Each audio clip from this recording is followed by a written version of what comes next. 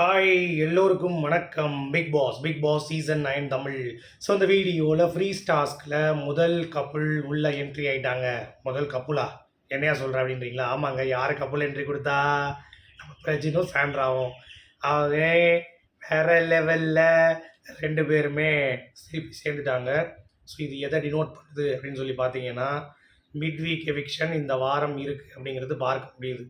என்னையா சொல்கிற அப்படின்றீங்களா? ஆமாங்க. அதை பற்றின ஒரு ரூமர் ரொம்ப வேகமாக பார்த்தீங்கன்னா பரவிட்டுருக்கு. அது ரூமரா இல்லை நிஜமாகவே பரவுதா அப்படிங்கிறது தெரியல. ஏன்னா ரூமர் தானே பரவும் அப்படின்னு சொல்லி நம்ம யோசிச்சோன்னா, நம்மளுடைய அஃபீஷியல் சோர்ஸில் இருந்தும் இல்லை மிட் வீக் இருக்குன்றாங்க. என்னையா சொல்கிறோம், இந்த வாரம் ரெண்டா? மிட் வீக்கில் ஒன்று நம்ம கமல் சார்ன்றேன் விஜய் சேதுபதி அவர்களுடைய இதில் ஒன்று. அப்போ 2 போனால் 10, 2 போனால் 8, 8 1 9 கமுதின் சேர்த்து. ஸோ டிக்கெட்டு ஃபினாலே உள்ளே வந்துடுவாங்கிறது தான். என்னையா சொல்கிற? ஆமாம். 1 2 3 4 5 6 7 8 9 10 11 பேர் இருக்காங்க. இப்போது 11 பேர். ஸோ கமருதீன் வர முடியாது. 10 2 போனால் 8 + 1 கமருதீன். ஸோ டிக்கெட்டு ஃபினாலே விளாட்றதுக்கு 9 பேர் தான். ஏன்னா 8 பேர் தான் விளாடுவாங்க. 9 பேர் கூட ஓகே. ஆனால் 10 பேர் விளாட மாட்டாங்க ஒரு எவிக்ஷன் வச்சு. ஸோ இந்த வாரம் high chances mid week eviction. பார்வதினாங்க. இப்போ பார்த்தீங்க அப்படின்னா கதை மாறிடுச்சு. ஏன்னா நாளே சாண்ட்ராவுடைய வீட்டிலேருந்து அனுப்புகிறாங்க. பிரஜன் உள்ளே வராரு. அப்போனா கனெக்ட் பண்ணுங்கம்மா மக்களே, கனெக்ட் த டாட்ஸ் மக்களே, நீங்கள் இதை புரிந்து கொள்ள வேண்டும் அப்படிங்கிறது தான். சரி, உள்ளே வந்த பிரஜன் எப்படி வராருன்னா ஹார்ட்டு காமிச்சிட்டே வராரு. பக்கத்தில் அந்த பொண்ணு ஹார்ட்டு, இந்த சைடும் ஹார்ட். உள்ளே வந்த உடனே சாண்ட்ரா போய் பிரச்சனை கட்டிப்பிடிக்கிறாங்க. சாண்ட்ரா போய் 2 குழந்தைகளையும் கட்டிப்பிடிக்கிறாங்க. சரியா? பிரஜனும் சாண்ட்ராவும் தனியாக போய் ஒரு டிஸ்கஷன் பண்ணுறாங்க. எதை பற்றி?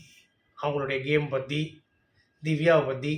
திவ்யா பண்ண நாச வேலைகள் உள்ளே பண்ணிகிட்ருக்க. 20 லட்ச ரூபா கொடுத்து பிஆர் பண்ணிகிட்ருக்கா.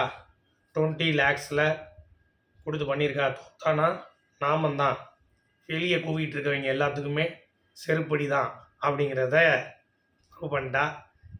வெளியே அவங்களுடைய பிஆர் டீம் பார்த்திங்கன்னா பயங்கரமாக ஒர்க் பண்ணிகிட்ருக்காங்க. ஆனால் உள்ளே பார்த்திங்கன்னா கண்டென்ட் பார்வதி கமருதீன் மட்டும்தான் கொடுத்துட்ருக்காங்க. திவ்யா போய் ட்ரை பண்ண பார்க்குது. ஆனாலும் திவ்யாவை சமையல்காரி ஆகிட்டாங்களே. அப்போ 20 லட்சம் போயிடுச்சு, சமையல்காரியும் ஆகிட்டாச்சு அப்படிங்கிறது தான் பாயிண்ட்டு. சரி, இப்போ மேட்ருக்கு வருவோம். சரி, என்னது இன்றைக்கி ஃப்ரீஸ் டாஸ்க் அப்படின்ற அறிவிப்பு பிக் பாஸில் வந்துருச்சு. பிக் பாஸ் இப்போ தான் விக்ரமை கூப்பிட்டு டாஸ்க் படிக்க சொல்லியிருக்காரு. அப்போது சாண்ட்ரா டீம் உள்ளே வராங்க. ஓகே, சாண்ட்ராவுடைய கப்புள் என்ட்ரி உள்ளே வந்துட்டு இன்றைக்கி டிஆர்பி இருக்குன்னு பார்த்தா அந்தளவுக்கு தெரியலங்க. சாண்ட்ரா ரொம்பலாம் பயங்கரமாக எக்ஸாகரேட் பண்ணல.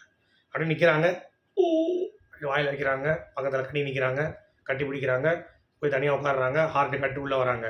அவ்வளோதான். மற்றபடி எந்த ஒரு ட்ராமாவும் கிடையாது. ஸோ அவங்க என்ன பேச போகிறாங்க அப்படிங்கிறது குரூஷியல்.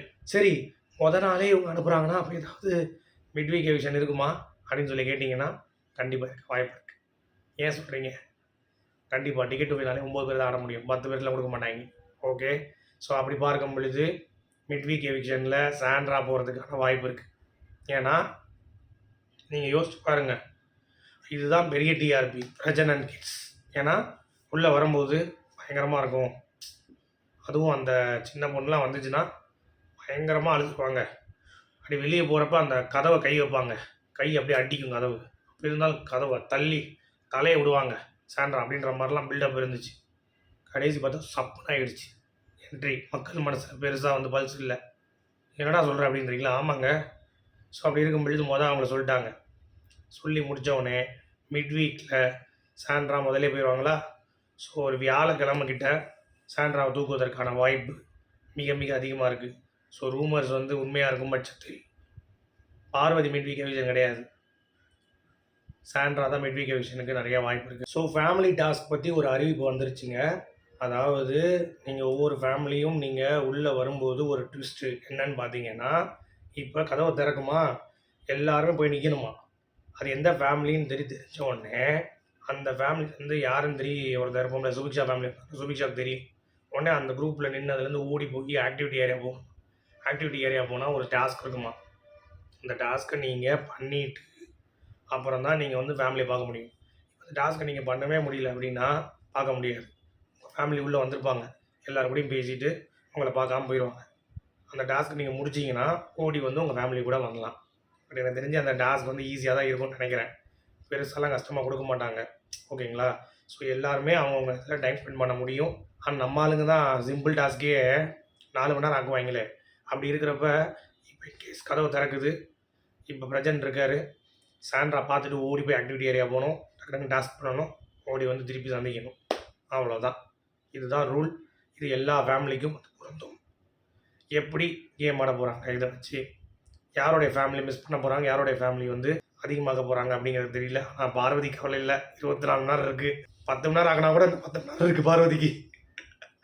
உங்களுடைய கருத்துக்கள் சொல்லுங்கள். மீண்டும் சந்திப்போம்.